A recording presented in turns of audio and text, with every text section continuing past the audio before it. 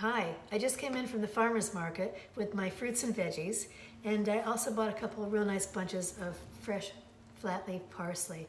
A lot of times this might come in a plastic bag and people just stick it in their refrigerators, and most often it's forgotten because it's out of sight. I like to display mine on the counter, not only because it looks really great, but it also motivates me to use it and not forget that it's there. So I just want to show you how I clean it.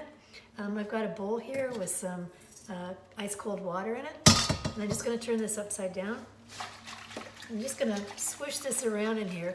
It's going to get off any of the grit that might be on it from when they picked it, and it also washes off some of the dirt from people's hands, because not only has the man that harvested this touched it, but so have the people at the farmer's market.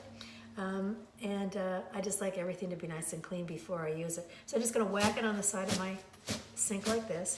It's not as delicate as you might think it is. And I'm just going to snip off the ends here. I'll wrap it in my tea towel. And that's just to get any excess moisture off of it.